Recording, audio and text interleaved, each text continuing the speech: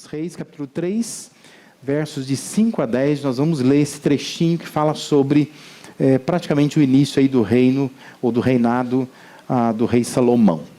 A versão da NVI diz assim: em Gibeon, o Senhor apareceu a Salomão num sonho à noite e lhe disse: peça-me o que quiser, e eu lhe darei. Salomão respondeu: tu foste muito bondoso para com o teu servo, meu pai Davi, pois ele foi fiel a ti e foi justo e reto de coração. Tu sustentaste grande bondade para com ele e lhe deste um filho que hoje se assenta no seu trono. Agora, Senhor meu Deus, fizeste o teu servo reinar em lugar de meu pai Davi, mas eu não passo de um jovem e não sei o que fazer. Teu servo está aqui entre o povo que escolheste, povo tão grande que nem se pode contar.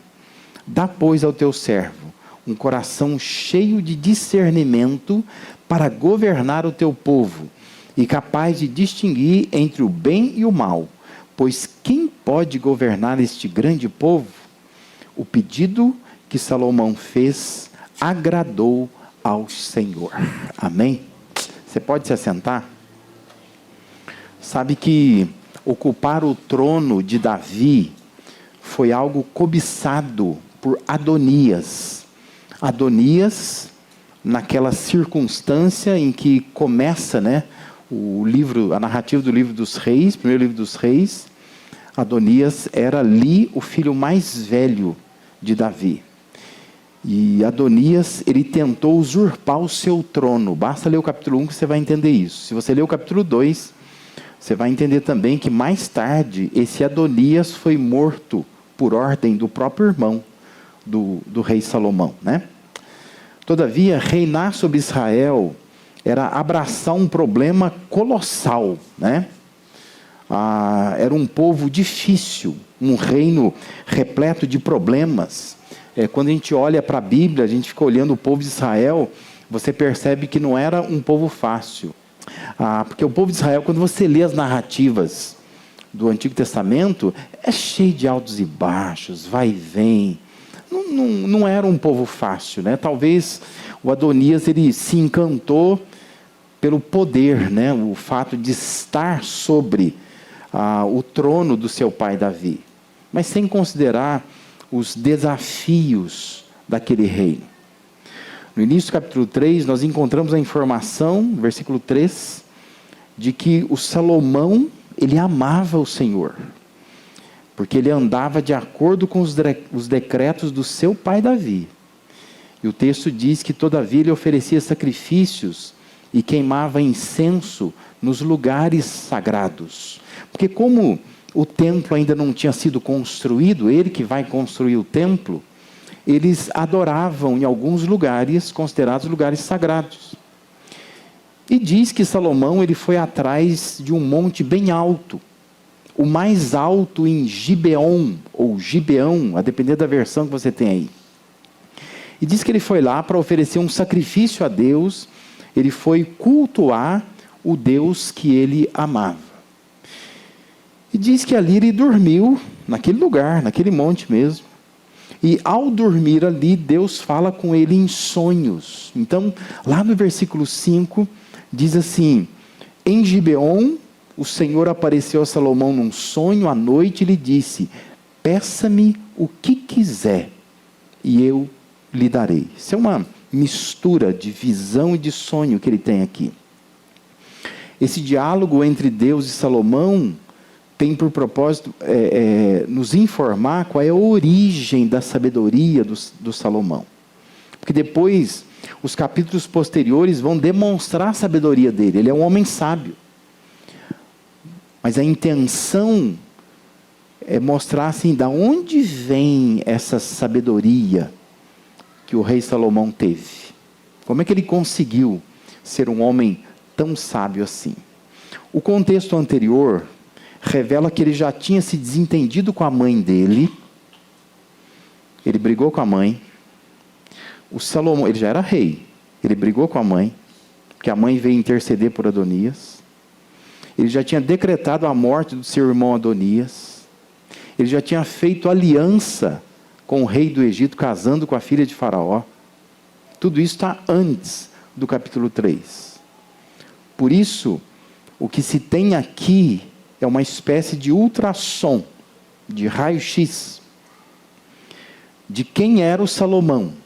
Aqui nós temos a imagem interna dele. Porque quem olhasse para o Salomão ia dizer assim, nossa, que rei bem-sucedido. Mas ele não se sentia assim. Porque na verdade nós temos muitas burradas que ele já tinha feito. Ele já era rei, ele já tinha se desentendido com a sua mãe, ele já tinha mandado matar um irmão, e ele já tinha casado errado. Isso antes do capítulo 3. E aí você entende por que ele está dizendo a Deus, Deus, eu estou precisando de uma coisa que eu estou vendo que eu não tenho. Porque ser rei em Israel não é coisa fácil. Embora ele fosse legitimamente o rei de Israel, o pai passou o trono para ele e não para Adonias, ele se dá conta de que ele precisa da sabedoria do soberano dos soberanos, para que ele possa exercer a sua soberania como rei. Soberania dele, para ser justa, coerente, bem-sucedida, dependia da sabedoria do soberano dos soberanos. E Salomão entende isso.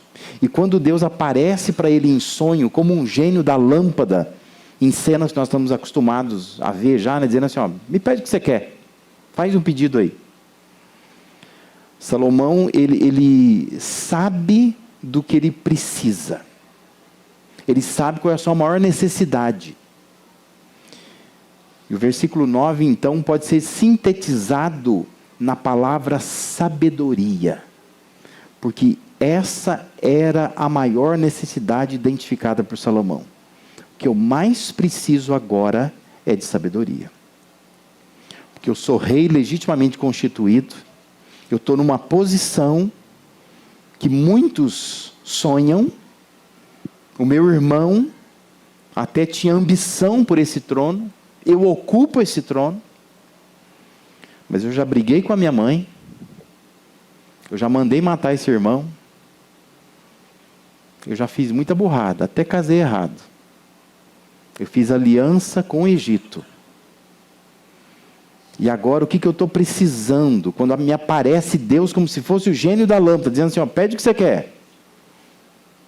O que eu vou pedir é sabedoria. Eu estou precisando disso, de sabedoria. Para poder viver bem, né, e conduzir bem esse reino aqui. A questão é, o que um pedido de sabedoria expressa? Quando alguém diz assim, não, eu estou precisando de sabedoria, significa o quê? O que a pessoa está pedindo? O que isso expressa? Então eu queria responder essa pergunta, olhando para esse texto, nessa noite aqui. Em primeiro lugar, quando uma pessoa pede por sabedoria, isso expressa a consciência das limitações que a pessoa tem. Versículo 7, ele diz assim, agora, Senhor meu Deus, fizeste teu servo reinar em lugar de meu pai Davi, mas eu não passo de um jovem, eu não sei o que fazer. Se a gente fosse traduzir, né, para o nosso jeito de falar hoje, talvez o Salomão dissesse assim, Deus, eu estou perdido, perdidinho, eu não sei o que fazer, eu não sei como me conduzir. Eu estou diante de uma situação que eu não sei o que fazer. Talvez todos olhem e dizem assim, nossa, esse é o rei Salomão, olha que homem, que trono que ele senta, como que ele se veste, olha a responsabilidade que ele tem. Mas quando ele olhava para dentro de si, ele pensava assim, eu não sei o que fazer não. Eu estou perdido.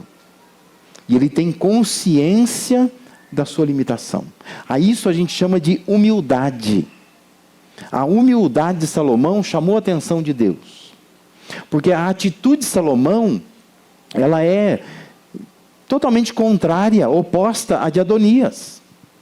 Se você observar capítulo 1, 1 Reis, versículo 5, diz que Adonias, cuja mãe chamava Agite, tomou a dianteira e disse, eu serei o rei. Foi assim que Adonias tentou usurpar o reino. Ele diz, eu vou ser o rei. E diz que ele providenciou uma carruagem e cavalos, além de 50 homens para correrem à sua frente. O Adonias, além de não se considerar inexperiente, ele se achava uma celebridade, estrela, perfeito para ser o rei, alguém acima de tudo e de todos. Salomão não era assim. Então, você tinha um irmão chamado Adonias, o sujeito que arruma 50 homens, coloca diante de si e faz um cortejo, dizendo assim: eu vou ser rei de Israel. Sem o pai, que era o rei, ter dito nada, ninguém o declarou rei, e ele arma uma festa, dizendo: eu vou ser o rei, porque ele se acha capaz disso. Por outro lado, você tem um Salomão, que o pai dá o trono para ele, ele é legitimamente o rei de Israel, mas ele não se sente capaz disso. Ele é humilde. Por isso que diz que Deus se agradou de Salomão, por causa da humildade de Salomão, a consciência que ele tinha das suas limitações. O Provérbios 6,16 diz que há 6 coisas que o Senhor odeia, e diz que tem 7 coisas que ele detesta. Eu não vou falar sobre essas coisas aqui, mas eu quero chamar a sua atenção no versículo 17 de Provérbios 16, o que encabeça a lista das 6 coisas que diz que Deus detesta, é o olhos altivos. Para a gente entender a seriedade disso, olhos altivos é arrogância, é orgulho, é altivez. É a pessoa que olha para os outros assim, com o nariz empinado, né? Olhando por cima, que se acha melhor que as outras pessoas. Salomão não se sentia assim. E por isso que o versículo 10 diz que Deus se agradou do Salomão, porque Salomão não era assim. Porque Deus não gosta de gente assim. O provérbio 21,4 diz que a vida de pecado dos ímpios se vê no olhar orgulhoso, no coração arrogante. Algumas versões traduzem assim: olhar altivo, coração orgulhoso, a lâmpada dos perversos são pecado. A pessoa não ser humilde é pecado. Ela ser orgulhosa é pecado. Ela não ter consciência da sua limitação é pecado. Essa atitude interna das pessoas, por vezes, vai definir se Deus se agrada ou não se agrada delas. Isso é mais importante para Deus do que nós estamos compreendido. Deixa aqui só te dar 2 exemplos. Um exemplo do Novo Testamento e um exemplo do Antigo Testamento. No Novo Testamento, Jesus conta uma parábola chamada parábola do fariseu e do publicano. E ele vai encerrar essa parábola lá no versículo 14 de Lucas 18, dizendo assim: porque todo o que se exalta será humilhado, mas o que se humilha será exaltado. Qual é a história que Jesus contou? Você se lembra? Jesus contou uma história assim: 2 homens subiram ao templo com o propósito de orar, um fariseu e o outro publicano. Diz que o fariseu, posto em pé, orava de si para si mesmo, desta forma: ó Deus, graças te dou, porque não sou como os demais homens, roubadores, injustos, adúlteros, nem ainda como este publicano. Jejuo 2 vezes por semana e dou o dízimo de tudo quanto ganho. O publicano, estando de pé longe, não ousava nem levantar os olhos ao céu, mas batia no peito dizendo: ó Deus, sê propício a mim, pecador. Jesus termina dizendo assim: digo-vos que este desceu justificado para a sua casa e não aquele. Porque tudo que se exalta será humilhado, e tudo que se humilha será exaltado. Você consegue perceber uma coisa nessa história? Que nem sempre santidade é o que Deus está olhando, no sentido que nós estamos olhando. Porque o fariseu está dizendo assim: eu não faço um monte de coisa que as pessoas fazem, esse sujeito aqui deve fazer. E o outro sujeito está dizendo assim: Deus, eu não ouso nem levantar os meus olhos para o céu, eu me sinto tão pecador. E Jesus fala assim: esse aqui desce justificado, esse aqui não. Deus não olhou para as práticas, Deus olhou para a atitude, para o coração da pessoa. Isso nos faz lembrar lá na época em que o rei Davi foi escolhido, né? Que Deus ensina para Samuel: Deus não vê como vê o homem. O homem vê aparência, Deus vê coração. Deus estava olhando para o coração do Salomão. O Salomão é um homem que ele diz para Deus: Deus, eu não me sinto capaz de cumprir essa função. E diz que Deus se agradou dele. Uma outra história é a história lá do Antigo Testamento de Davi e Saul. Não há nenhum registro de que Saul tenha cometido adultério como Davi fez. Não há nenhum registro de que Saul tenha matado alguém ou mandado matar alguém para esconder um pecado, como Davi fez matando Urias.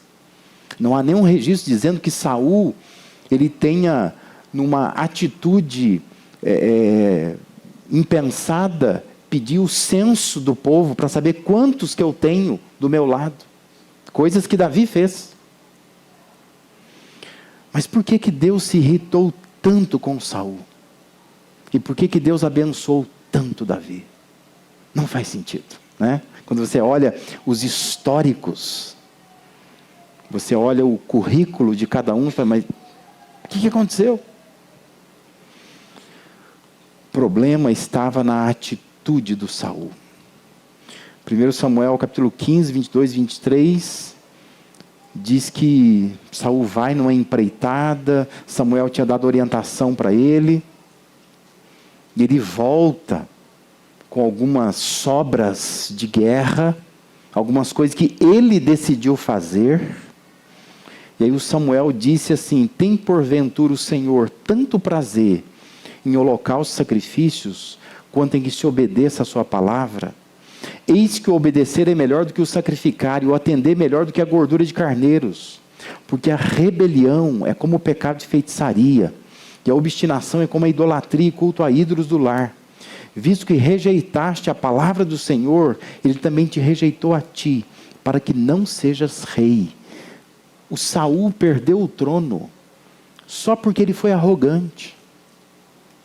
Porque Deus tinha dito para ele, você vai lá, você vai dominar aquele povo, você vai matar todo mundo, eu não quero nada daquele povo aqui, você não traga nada.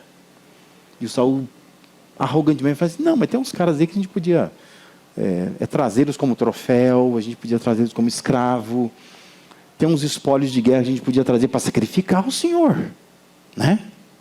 Coisa boa.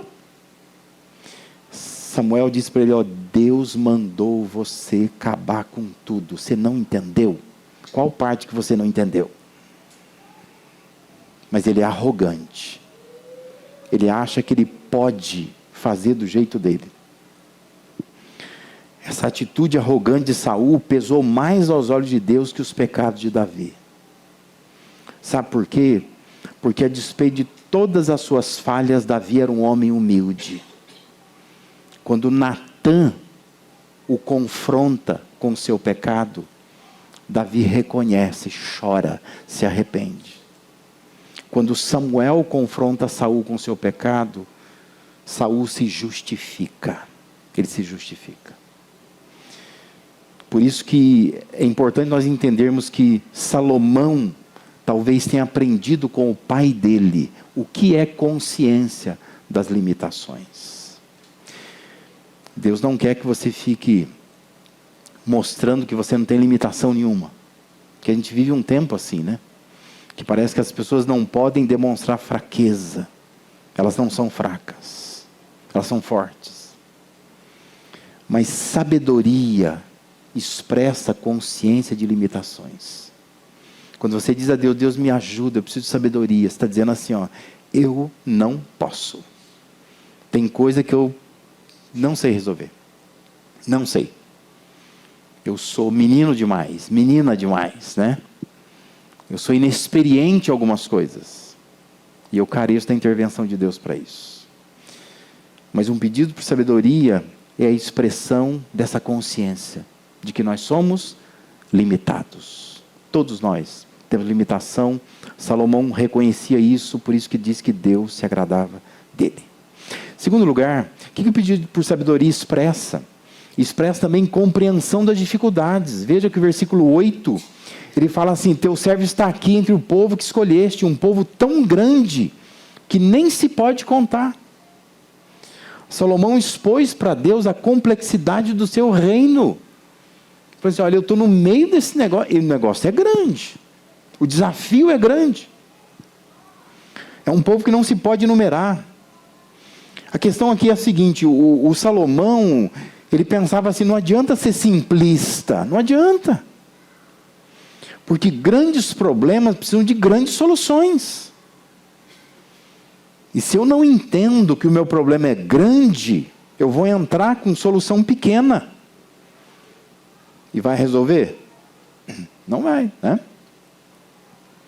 Quando nós simplificamos os problemas, nós corremos o risco de aplicar uma pequena solução para um problema que é grande. Isso é comum entre nós. A gente quer ignorar os problemas. A gente não abre os olhos. E diz assim, não, está tudo bem. É grande? Não, não é grande. Não, é coisa pequena. O médico falou, mas isso aí... O médico nem sabe o que está falando. Né? A gente vai diminuindo os problemas. Os casais vivem problemas em casa, mas não sei. É, fim de ano, dá um estressezinho mesmo, né? Então. Mas não quer assumir que o problema é grande. Nós estamos com um grande problema. Gente que vai entrando em dívida, né? Vem um anjo aí chamado 13º. Ele há de cobrir todas as dívidas. Você está com um problema grande. Se você ficar dizendo que o seu problema é pequeno, isso não te ajuda a resolver o problema. Salomão, ele admitiu diante de Deus que, embora aquele reino fosse sonho de consumo de outros, para ele era um problema grande demais, demais.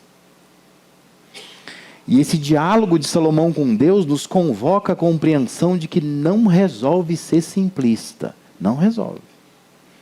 É melhor a gente olhar para o que está diante de nós e dizer assim, olha, eu estou com um problema grande.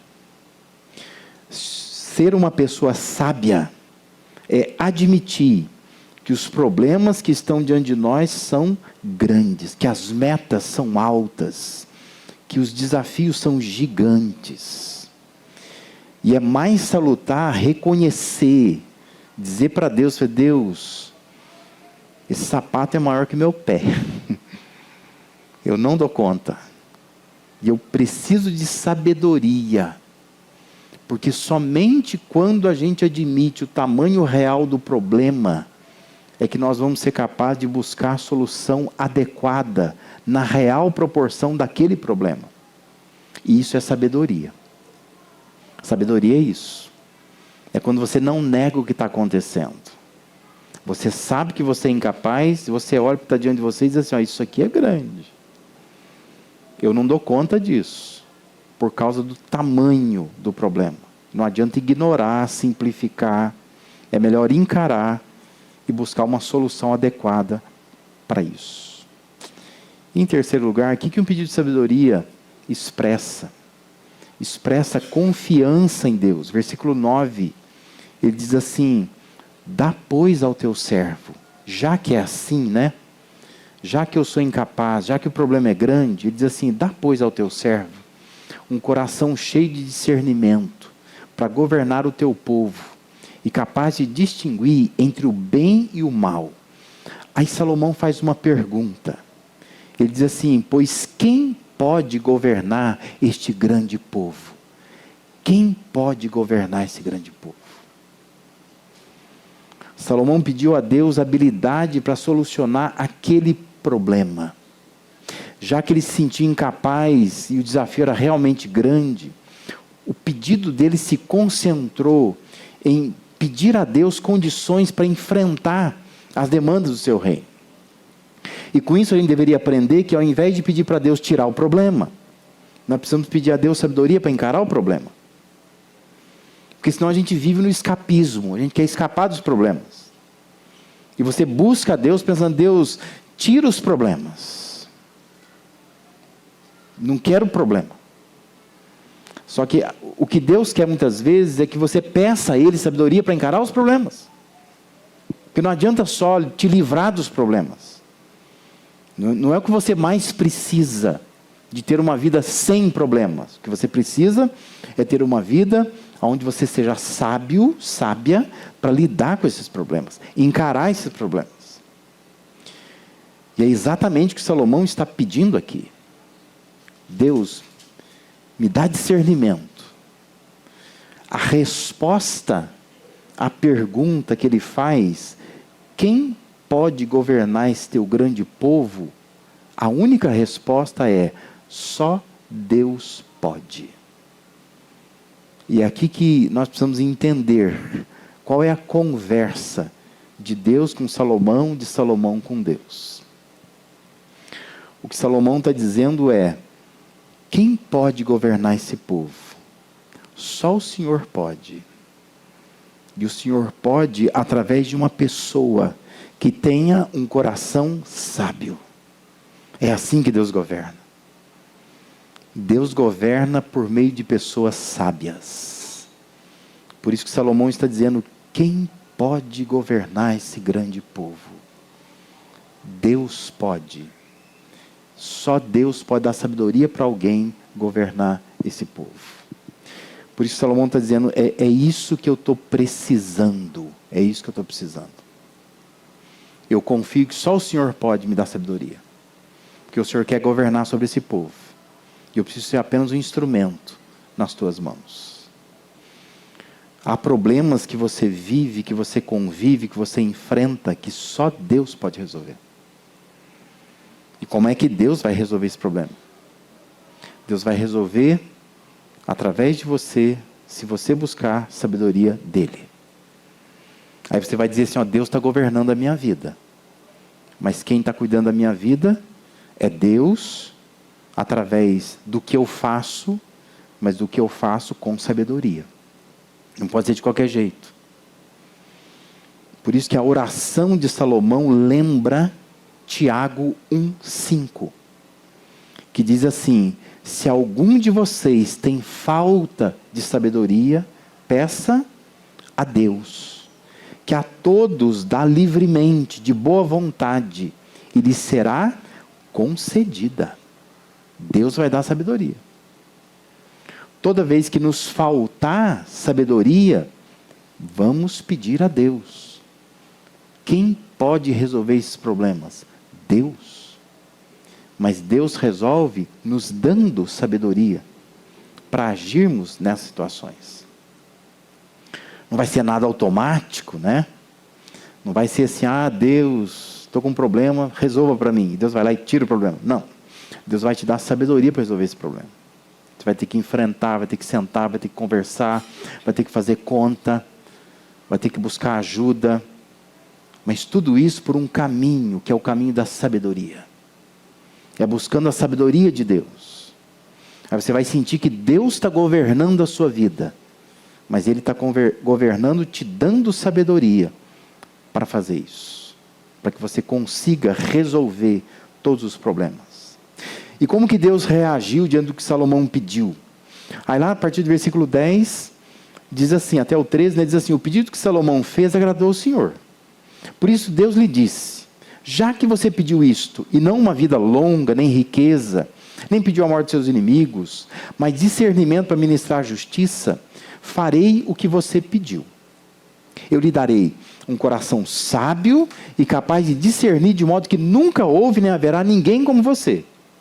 Aí olha só o que diz, versículo 13. Também lhe darei o que você não pediu, riquezas e fama, de forma que não haverá rei igual a você durante toda a sua vida. Presta atenção numa coisa. Quando nós agradamos a Deus, pedindo a Ele sabedoria, em sua soberania, Deus nos abençoa com o que não pedimos para Ele. Porque tem coisa que Deus quer dar, não precisa nem pedir. Mas Deus quer saber se você precisa dEle. Se você é sábio como Salomão para dizer assim, eu estou precisando do Senhor, da tua sabedoria. As outras coisas Deus vai acrescentar. Mas quando Salomão pede para Deus do jeito certo, Diz que Deus se agradou dele e Deus diz assim, eu vou dar o que você está pedindo, mas eu vou dar também o que você não está pedindo. Vou te dar fama, riqueza. Você vai ser o melhor rei na história. Porque Deus se agradou do que Salomão pediu. Eu sei que você tem uma lista de pedidos. Se aparecesse hoje aqui Deus como um gênio da lâmpada e dissesse para você assim, olha, me faça um pedido só, você ia entrar em crise. Porque você não saberia qual da lista, ia ficar assim, meu Deus, espera aí.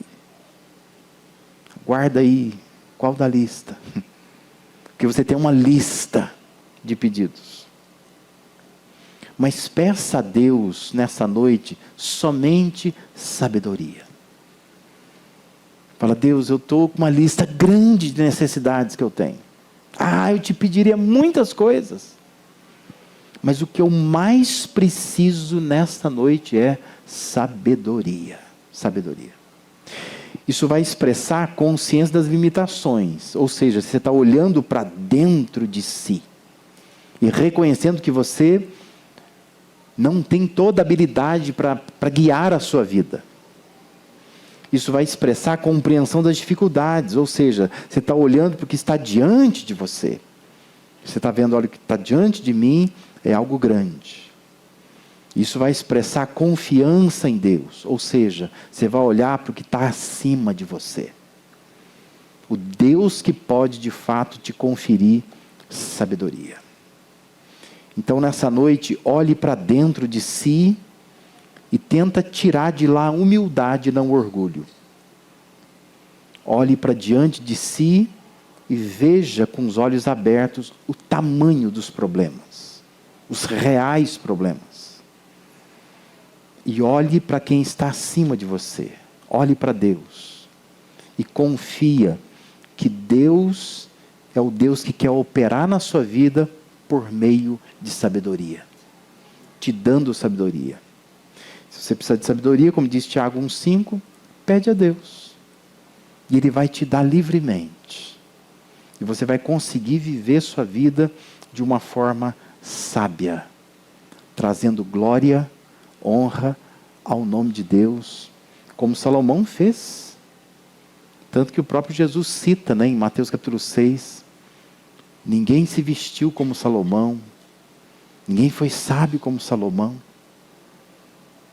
porque Salomão, depois de um período do seu reinado, percebendo as cabeçadas que ele tinha dado, ele clama a Deus, Deus, eu careço de sabedoria. Com sabedoria, eu consigo fazer muita coisa na vida, para a glória, para a honra do Senhor. Amém?